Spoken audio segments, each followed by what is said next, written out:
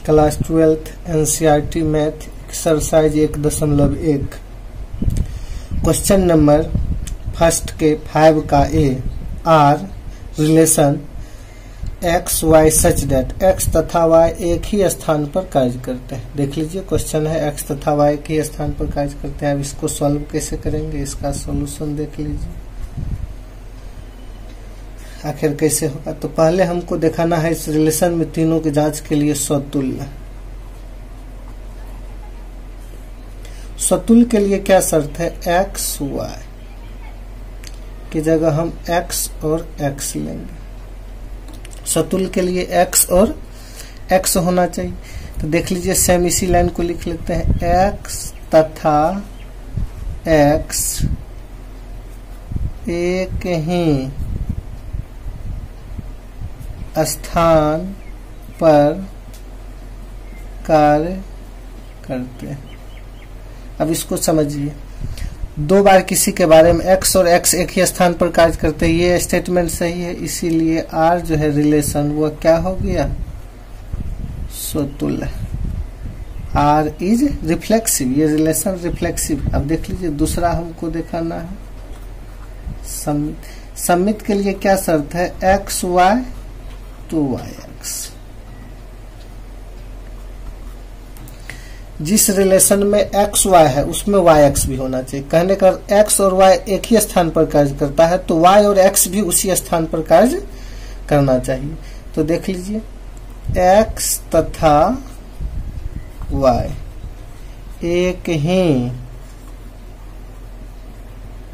स्थान पर कार्य करते हैं।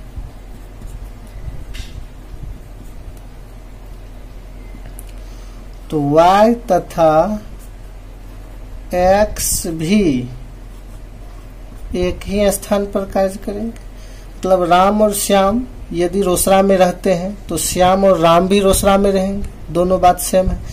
तो इसीलिए ये दोनों स्टेटमेंट सही है। इसीलिए आर जो है वह सम्मित, आर इज रिलेशन। तीसरा देख लीजिए संक्रामक संबंध दिखाना है। संक्रामक के लिए क्या शर्त है सो देख लीजिए, एक्स वाई वाई एक्स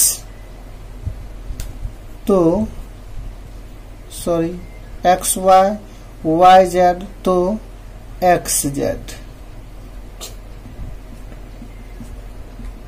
अब देख लीजिए एक्स तथा वाई सेम स्टेटमेंट लिखना है आपको, एक ही स्थान पर कार्य करते हैं। y तथा z एक ही स्थान पर कार्य करते हैं। तो देख लीजिए एक्स वाई जहां काम करता है वही एक्स जेड वाई जेड करता है, तो एक्स जेड भी वही करेगा। तो एक्स तथा जेड एक ही स्थान पर कार्य करेगा।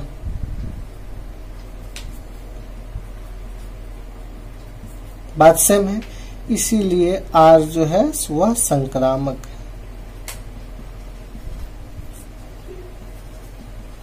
देख लीजिए तो ये क्वेश्चन स्वतुल्य भी हो गया, सम्मित भी हो गया और संक्रामक भी हो गया। अब दूसरा क्वेश्चन इसका हम लेते हैं। अब देख लीजिए इसका next question b number x y such that x तथा वाई एक ही मोहल्ला में रहते हैं। इसका ए में था एक्स तथा वाई एक ही स्थान पर कार्य करते हैं एक ही मोहल्ला में। तो स्वतुल्य के लिए आप लिख सकते हैं एक्स एक्स, ये तो लिख ही लीजिएगा एक्स तथा एक्स एक ही मोहल्ला में रहते हैं। बात सही है। दो बार किसी के बारे में लिखिएगा, राम और राम एक ही मोहल्ला में रहते हैं तो ये तो स्वतुल्य होगा ही, ये स्वतुल्य भी होगा, सही है। दूसरा देख लीजिए सम्मित, सेम पीछे वाले प्रोसेस से एक्स वाई तो वाई एक्स। सम्मित के लिए आपको तो इसके फर्स्ट वाले वीडियो में समझाएं। अब देख लीजिए एक्स तथा वाई एक ही मोहल्ला में रहते हैं तो वाई और एक्स भी उसी मोहल्ला में रहेंगे, दोनों स्टेटमेंट सही है, सम्मित भी होगा। इसी प्रकार संक्रामक, इसके लिए देख लीजिए पहले कोड क्या लिखिएगा, एक्स वाई वाई जेड तो एक्स जेड। अब देख लीजिए, ये दोनों स्टेटमेंट लिख लीजिएगा जो रिलेशन है इसके आधार पर, इसके बारे में सोचिएगा वो सही है कि गलत है। अब देख लीजिए, एक्स वाई एक ही मोहल्ला में रहते हैं, वाई जेड, वाई तथा जेड एक ही मोहल्ला में रहते हैं, एक्स वाई एक ही मोहल्ला में रहते हैं, वाई जेड एक ही मोहल्ला, तो एक्स और जेड भी तो उसी मोहल्ला में रहेगा, ये भी कथन सही है। इसीलिए ये क्या होगा, संक्रामक भी होगा। इसका जो ये स्टेटमेंट है, ये जो ए वाले क्वेश्चन है उसके आधार पर आप लिख लीजिएगा। अब हम सी नंबर क्वेश्चन लेते हैं। अब देख लीजिए इसका सी क्वेश्चन, एक्स वाई से ठीक ठीक 7 cm लंबा है, मतलब एक्स और वाई की जो लंबाई है वह ठीक 7 cm लंबा है, मतलब एक्स वाई से बड़ा है। अब इसको हमको दिखाना है पहले सतुल्य। सतुल्य के लिए क्या होगा, एक्स एक्स सच दैट, अब देख लीजिए एक्स एक्स से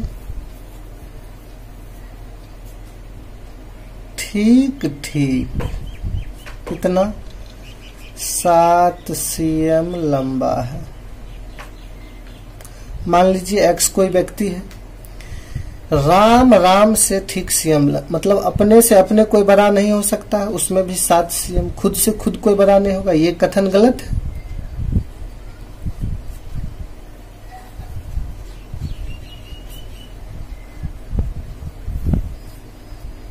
गलत है, इसीलिए आर मीन्स रिलेशन, सतुल्य नहीं, ये जो संबंध सतुल्य नहीं है। अब देख लीजिए किसके लिए दिखाना है हमको, सम्मित के लिए।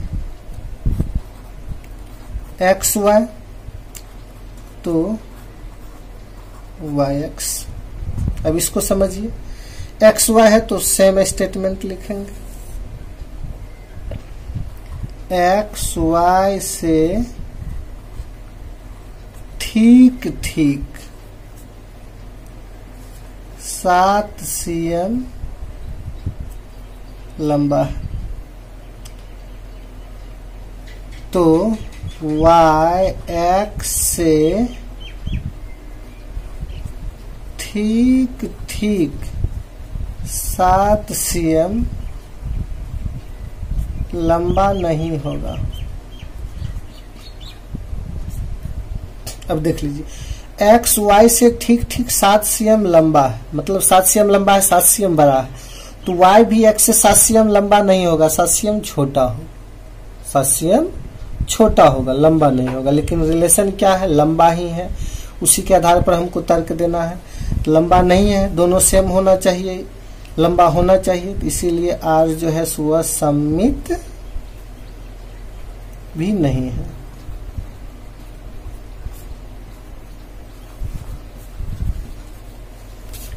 अब देख लीजिए इसको हमको दिखाना है संक्रामक,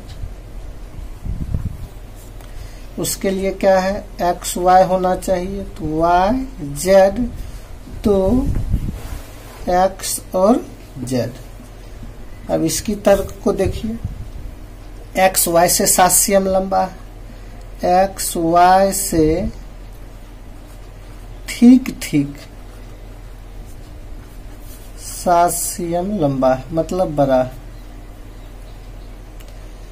वाई जेड से ठीक ठीक 7 cm लंबा है, तो देख लीजिए एक्स जेड से ठीक ठीक 7 cm लंबा नहीं है। अब देख लीजिए तर्क समझिए, एक्स वाई से 7 cm बड़ा है, वाई जेड से 7 cm बड़ा है, तो एक्स और जेड के ठीक ठीक कितना बड़ा, 14 cm बड़ा होना चाहिए, जबकि रिलेशन में 7 cm स्टेटमेंट है, 7 cm लंबा नहीं है, कितना 14 cm होना चाहिए। तो इसीलिए आर जो है वह संक्रामक भी नहीं है। आर मीन्स रिलेशन, ये रिलेशन संक्रामक नहीं है, 7 cm बड़ा नहीं है।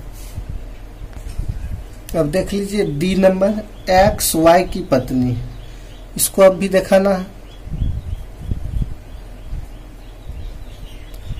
सतुल्य, सतुल्य दिखाना है एक्स एक्स, तो एक्स एक्स की पत्नी नहीं हो सकती।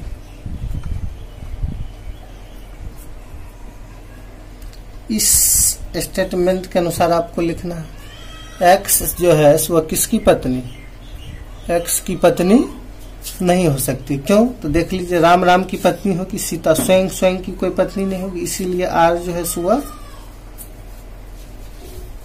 स्वतुल्य नहीं है। अब देख लीजिए, दूसरा हमको दिखाना है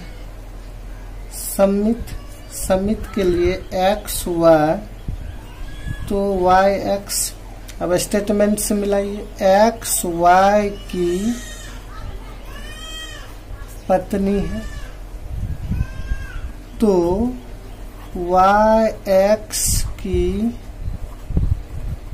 पत्नी नहीं है, पत्नी नहीं। अब देख लीजिए, एक्स वाई की पत्नी है तो वाई तो पुरुष हुआ, तो पुरुष जो है वह किसी की पत्नी कैसे होगी? वाई एक्स की पति होना चाहिए, पत्नी नहीं। यहाँ एक्स वाई की जब पत्नी है तो वाई एक्स की पत्नी होगी, जो कि स्टेटमेंट पत्नी, तो यहाँ पर पति होना चाहिए। ये संभव नहीं है, दोनों लाइन एक दूसरे में समानता नहीं है, दोनों में सेम रिलेशन होना चाहिए। तो आर जो है वह सम्मित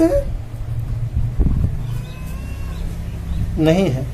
अब देख लीजिए तीसरा, संक्रामक। इसमें भी एक्स वाई वाई जेड,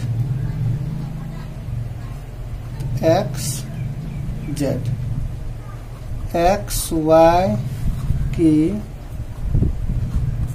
पत्नी है, वाई जेड की पत्नी नहीं हो सकती।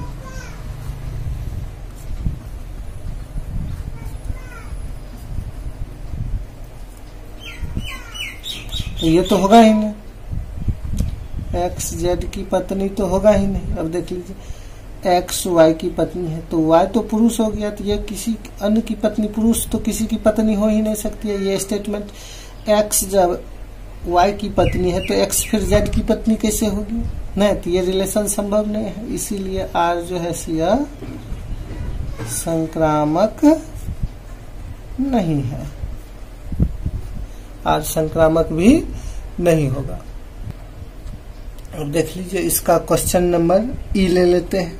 नहीं, पहले के 5 का ई एक्स वाई के पिता है, पहला तो स्वतुल्य है, देख लीजिए स्वतुल्य होगा कि नहीं। अब इस पर विचार करते हैं, तो x y such that x y के पिता। अब देख लीजिए, एक्स के पिता स्वयं के कोई पिता हो सकते हैं? नहीं,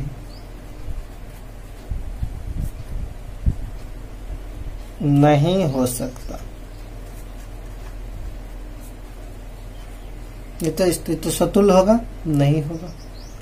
सम्मित के लिए देख लीजिए, लिख दीजिए आर स्वतुल्य नहीं है। सम्मित पर भी सोचिए, एक्स वाई तो वाई एक्स, दोनों रिलेशन पर विचार, इसको देखते हुए इसको सत्य मानिए। एक्स वाई के पिता है, वाई एक्स के पिता है, संभव नहीं। जब एक्स वाई के पिता होंगे तो वाई एक्स के बेटा होंगे, पिता नहीं होंगे, दोनों रिलेशन समान नहीं है, इसीलिए यह सम्मित भी नहीं होगा। लिख लीजिएगा, एक्स वाई के पिता है तो वाई एक्स के पिता नहीं है, एक्स वाई के क्या होंगे? बेटा होंगे। सोच के भी देख लीजिए, तो ये सम्मित भी नहीं होगा। संक्रामक के बारे में सोचिए, जैसे डी नंबर क्वेश्चन में किए हैं, एक्स वाई की पत्नी है। अब देख लीजिए, एक्स वाई वाई जेड तो एक्स जेड,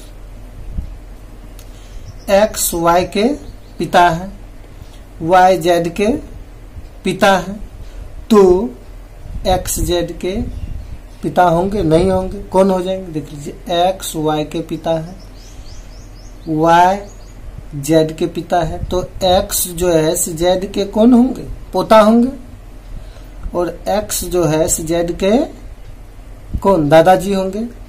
ये दादाजी और पोता में रिलेशन हो गया, पिता तो नहीं होंगे, पिता वाला, तो ये संक्रामक भी नहीं होंगे। जैसे एक्स वाई की पत्नी है वो स्टेटमेंट सेम, इसके आधार पर आप सतुल्य, सम्मित और संक्रामक का लिख लीजिए, तीनों में से कोई भी नहीं होंगे।